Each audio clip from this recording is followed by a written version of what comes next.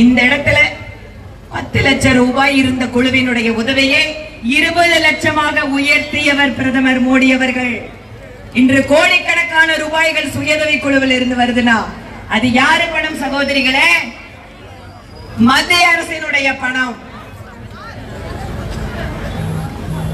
இங்க இருக்கக்கூடிய உள்கட்டமைப்பு வசதிகள் மட்டுமல்ல, ஸ்வநிதி திட்டத்தில் இந்த தஞ்சாவூர்ல மட்டும் 5000 நடைபாதை வியாபாரிகளுக்கு, கந்து வட்டிக்காரங்க கிட்ட வாங்கி வியாபாரம் பண்ணிட்டு இருந்த வியாபாரிகள் அத்தனை பேருக்கும் நீங்க உங்களோட ஆதார் கார்டு எடுத்துட்டு வாங்க, உங்களோட பேங்க் அக்கவுண்ட் கொடுங்க, வேற எதுவும் வேண்டாங்க.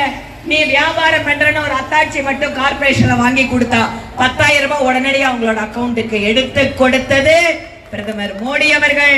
அந்த பணம் எங்கிருந்து வந்துச்சு? மத்திய அரசோட பணம்.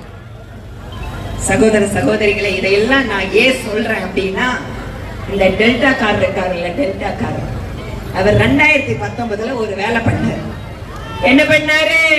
தஞ்சாவூர்ல போராட்டத்தை ஆரம்பிச்சார். இங்க விவசாயிகள் நிலம், இதுல எந்த பெட்ரோலியம் நிகழ்ச்சி இதுவும் எடுக்க கூடாது. இங்க இருக்கக்கூடிய விவசாயிகளை தூண்டி விட்டார். விவசாயிகளுடைய உண்மையான அக்கறையை நாங்கள் புரிந்து கொள்கிறோம். இது பாதுகாக்கப்பட்ட வேளாண் மண்டலம் அறிவிச்சாங்க மாநில அரசு. பாதுகாக்கப்பட்ட வேளாண் மண்டலமாக அது தொடர வேண்டுமானால் இதுல 2 விஷயத்தை நான் உங்ககிட்ட சொல்லணும்னு விரும்புறேன்.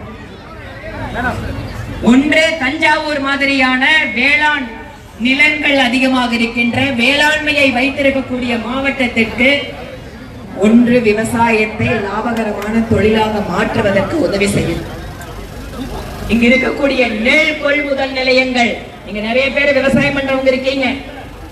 நெல் கொள்முதல் நிலையங்கள்ல நெல்லுக்கு குறைந்தபட்ச ஆதார விலையை உயர்த்தி நேரடியாக விவசாயிகளுக்கு அக்கவுண்ட்ல பணம் போகணும்னு அந்த கொள்முதல் வேலையை இங்க தொடங்க சொன்னா, ஒவ்வொரு சாக்கு மூட்டைக்கும் கமிஷன் வச்சு அடிக்கிறது யாரு?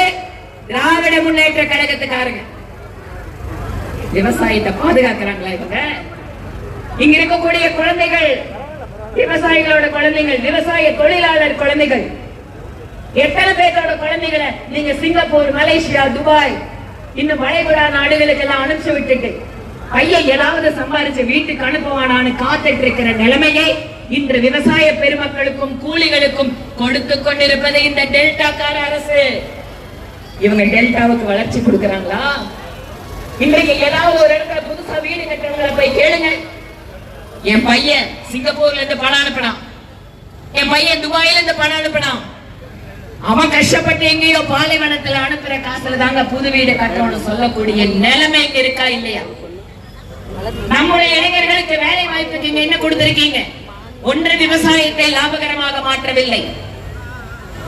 இருக்கக்கூடிய அணைக்கட்டினுடைய பவுண்டேஷன் ஸ்டோடு கூட பிரதம மந்திரி சென்னைக்கு வந்திருந்தார். உள்கட்டமைப்பு வசதிகளோடு சேர்ந்து அதையும் தொடக்கி வச்சார்.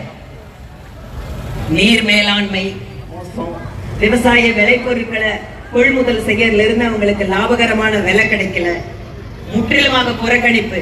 இரண்டாவது, வருங்கால சமுதாயத்திற்கு எந்த வேலை வாய்ப்பும் கிடையாது.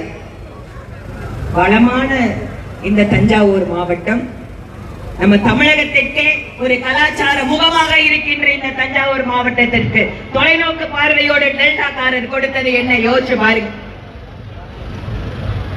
இன்று வாரணாசியிலே ஒரு புதிதாக காரிடார் கட்டினார், சிவன் கோயிலை ஒட்டி. இந்தியாவிலேயே அதிகமான மக்கள் வரக்கூடிய, சுற்றுலா வரக்கூடிய, ஆன்மீக சுற்றுலா வரக்கூடிய நகரமாக இன்று வாரணாசி மாறி இருக்கிறது.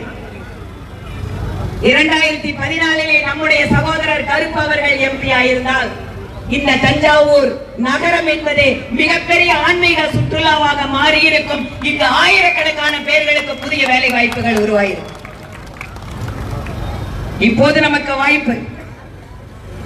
1000 ஆண்டு கால வரலாறு இருக்கக்கூடிய ஆன்மீக தலங்களை, நூற்றுக்கணக்கான ஆன்மீக தலங்களை உள்ளடக்கிய இந்த தஞ்சாவூர் மிகப்பெரிய ஒரு ஆன்மீக சுற்றுலா காரிடாராக மாற்றப்பட வேண்டும் என்றால் பிரதமர் மோடி அவர்கள் ஆட்சியிலே நமக்கென்று இங்கு பாரதிய ஜனதா கட்சியினுடைய ஒரு எம்பி இருந்தால் அந்த திட்டங்களை இங்கு விரைவாக கொண்டு வர முடியும். எங்கேயோ போய் கார் ஓட்டுறாங்க நம்ம பசங்க. நம்ம ஊர்ல இருக்கக்கூடிய அத்தனை கோயில் நகரங்களையும் இணைத்து அத்தனை கோயில் நகரங்களுக்கும் டூரிஸ்ட் கைடுக்கு வேலைக்கு ஆள் வேணும். அங்க போற வண்டிகளுக்கு டிரைவர் வேலைக்கு ஆள் வேணும். அங்க மக்கள் தங்கறதுக்கு நல்ல ஹோட்டல் வேணும், ரெஸ்டாரண்ட் வேணும், சாப்பிடுற இடத்துக்கு. யோசிச்சு பாருங்க, இந்த தஞ்சாவூரை மிகப்பெரிய ஒரு சுற்றுலா, ஆன்மீக சுற்றுலா மையமாக மாற்றுவதற்கு வாய்ப்பு இருக்கிறது. இதுவரைக்கும் இருக்கக்கூடிய அரசாங்கங்கள் ஏன் இதை பண்ணல? யோசிச்சு பாருங்க. அந்த மாற்றம் துவங்க வேண்டிய நேரம் இது. அற்புதமாக இந்த தஞ்சாவூர் நாடாளுமன்ற தொகுதியை அடுத்த கட்ட வளர்ச்சிக்கு எடுத்து போவதற்கு மத்தியிலே அமைக்கூடிய அரசோடு இணைந்து பணி